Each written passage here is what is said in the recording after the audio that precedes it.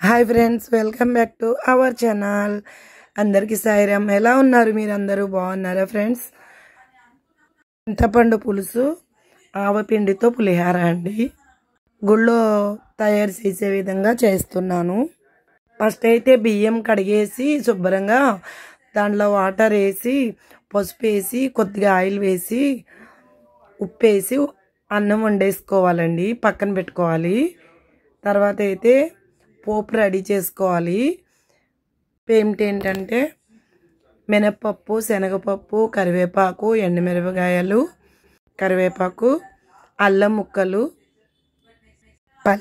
పల్లీలు ఇవన్నీ రెడీ చేసుకొని పక్కన పెట్టుకోవాలి. చింతపండు కూడా పులుసు తీసుకొని పక్కన పెట్టుకోవాలి.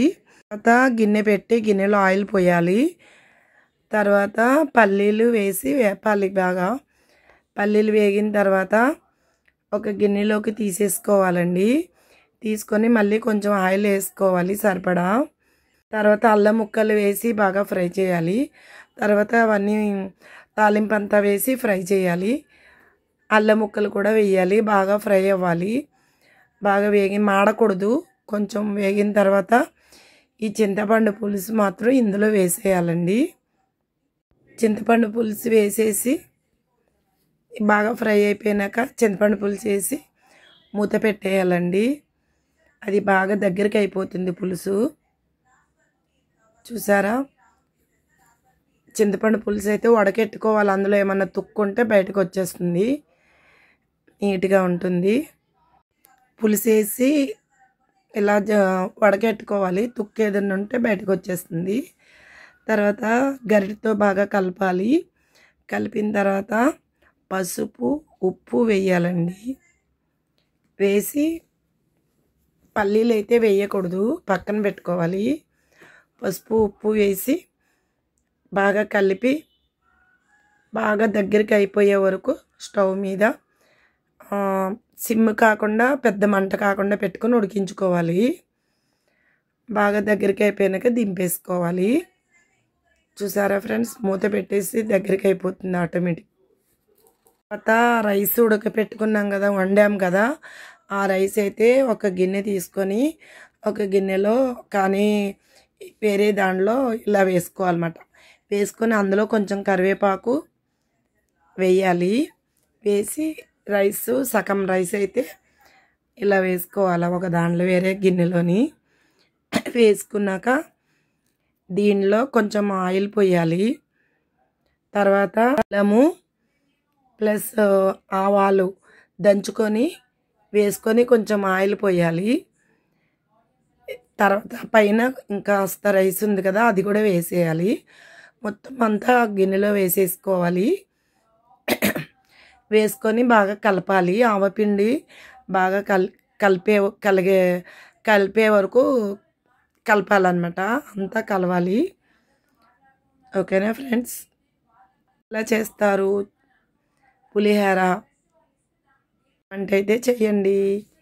తర్వాత ఈ పులుసు దింపేసుకుంటాం కదా, దింపిన పులుసుని ఫ్యాన్ కింద పెట్టుకొని చల్లార పెట్టుకోవాలి. ఈ రైస్ ఇవన్నీ కూడా పక్కన పెట్టుకొని ఇప్పుడు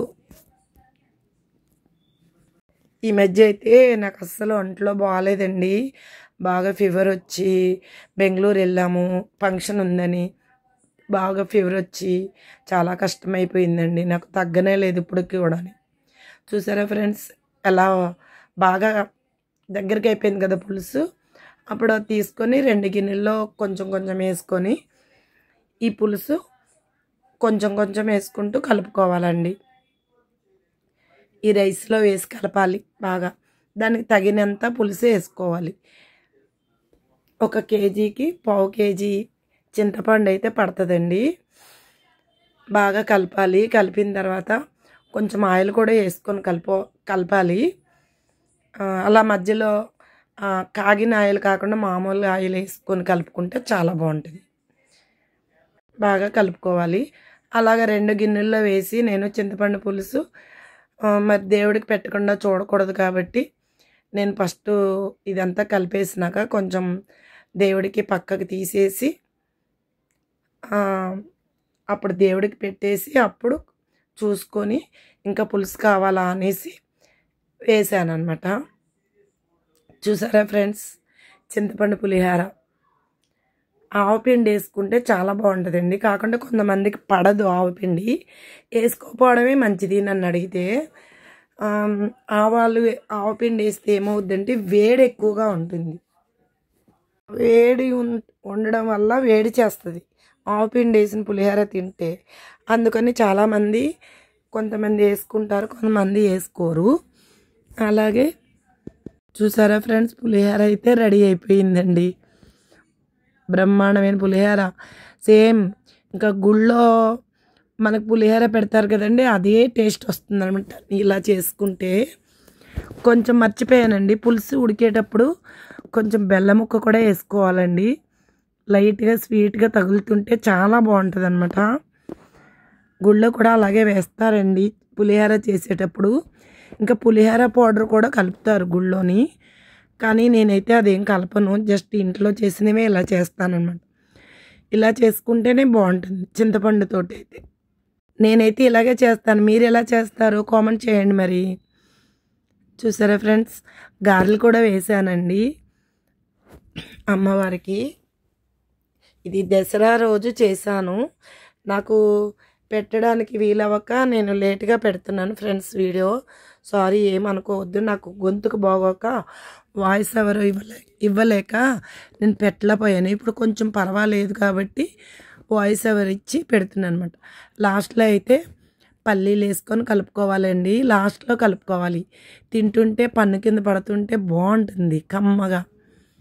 అలా ఒక్కొక్క పల్లీతోటి కొంచెం పులిహోర తింటే చాలా బాగుంటుందండి. చూసారా ఫ్రెండ్స్, పులిహోర రెడీ అయిపోయింది. మరి మీరు ఎలా చేస్తారు పులిహోర కామెంట్ చేయండి. ఆల్రెడీ ఇంతకుముందు నిమ్మకాయ పులిహోర కూడా ఎలా చేయాలో పెట్టాను. ఇదైతే దసరా రోజు చేసిన పులిహోర అండి. నాకు టైం కుదరక ఇప్పుడు పెట్టాను. నెక్స్ట్ వీడియోతో కలుద్దామండి. నా ఛానల్ నచ్చితే సబ్ చేసుకోండి ఫ్రెండ్స్. కొత్త వాళ్ళైతే ఫుల్గా వీడియో చూడండి, పూర్తి వీడియో చూడండి అందరూ కూడాని. చూసారా ఫ్రెండ్స్, పులిహోర రెడీ అయిపోయింది. చాలా బాగుంటుందండి. గుళ్ళో చేసుకునే పులిహోర అలాగే ఉంటుంది. చాలామంది నన్ను అడిగారు గుళ్ళో ఎలా చేసుకుంటారు పులిహోర చేసి పెట్టమని. ఓకేనా ఫ్రెండ్స్, గారెలు పులిహోర రెడీ అయిపోయిందండి. అమ్మవారికి పాయసం చేశాను. ఛానల్ నచ్చితే లైక్ ఇవ్వండి. నెక్స్ట్ వీడియోతో కలుద్దాం. బాయ్.